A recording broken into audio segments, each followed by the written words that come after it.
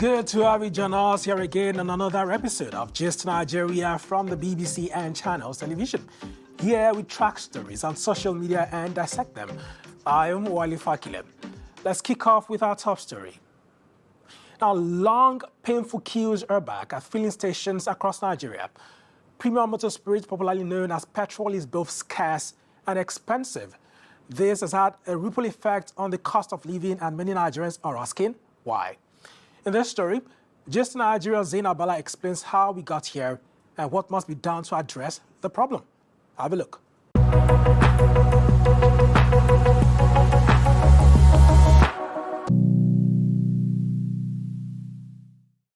A frustrating wait in a desperate effort to get petrol. A seeming sorry tale of an oil-rich country crippled by fuel scarcity. Long queues persist amid price disparity. Many filling stations in Nigeria's major cities have had this as their outlook for weeks. The pain is borne by all, including commuters, as transport fares spiral out of control.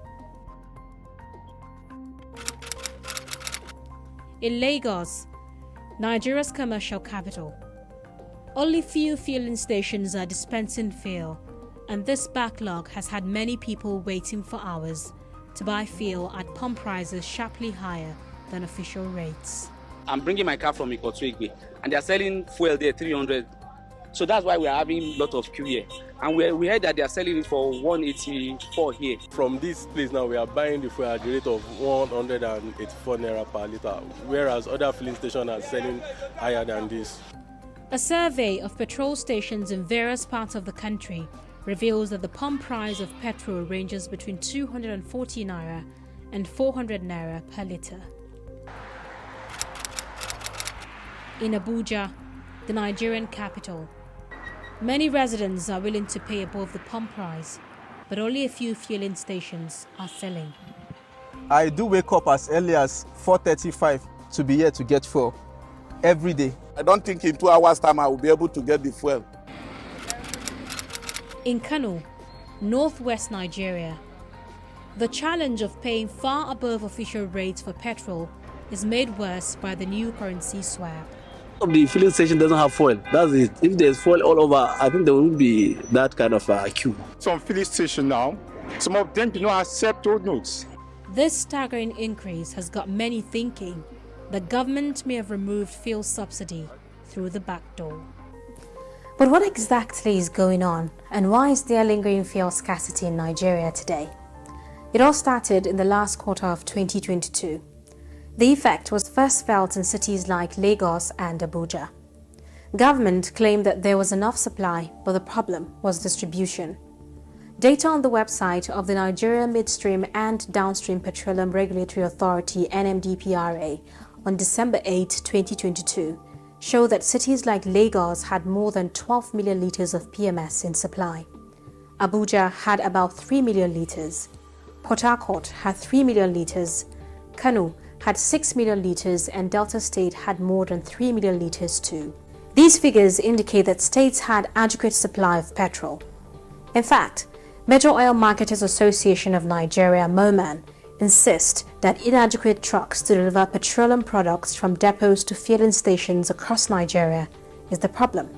So, where are the trucks delivering petrol across the country before this crisis, and what went wrong? The way you have seen the queue in the town is the same thing, is the same challenges that we have been facing, we too, as an independent petroleum marketers in most of the depots in Nigeria today, because most of our trucks are being queued online, waiting for this commodity to be loaded. The Independent Oil Marketers Association (IPMAN) says there is more to the problem than distribution. In January 2023, the marketers claimed that the volume of petrol lifted at depots dropped by 50%. The NNPCs, the way they have been distributing the products, there is no equality in terms of distribution, because mostly they loaded only major marketers and MOMAN and DAPMAN. And we independent petroleum marketers were having the highest numbers of retail outlets nationwide. From 1999 to 2023, we went into democracy. talking about probably 23 or 24 years. Even if it is going to take 10 years to construct the refinery, I expected our leaders to have done that.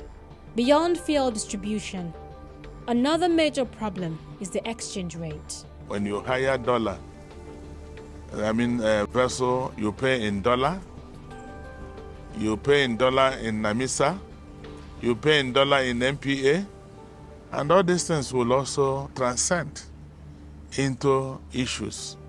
Although government often claims to have an abundant supply of petroleum products on hand, the shortfall has continued. You have the muscle to stop it. Nigeria's Minister of State for Petroleum Resources, Dimipre Silva, says government has no immediate plans to remove subsidy, but that it is a necessary step that must be taken.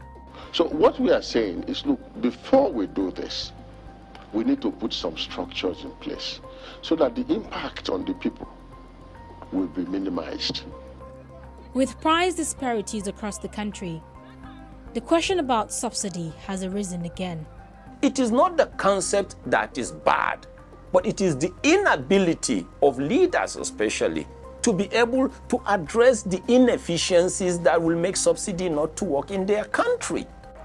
Experts say current realities demand authorities to approach the issue from a different perspective. One advice to the new set of political leaders in Nigeria is that whichever way they look at things, Nigeria and the current population of Nigeria and the sectors are generally too huge to rely on imports of sensitive energy products like refined petroleum products. As a fuel-dependent economy, any increase in fuel price automatically increases cost of living for many Nigerians.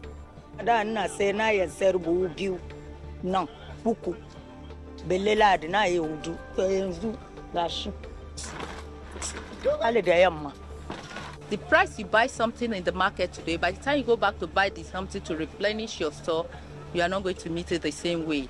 The Nigeria Labour Congress says persistent fuel shortages across Nigeria will negatively impact employees' productivity at all levels. So, is there an immediate solution to this problem? Provided that the government is giving us this product direct, not indirect, definitely all these black marketers they call, you will see them, they will be out of the road.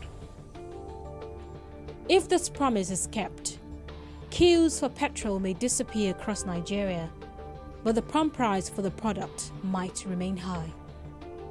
In the long term, experts posit that petroleum shortages in Nigeria can be resolved through the liberalization of the energy sector, increased exports, and most importantly, refining crude oil domestically. Zainab Bala, Gist Nigeria.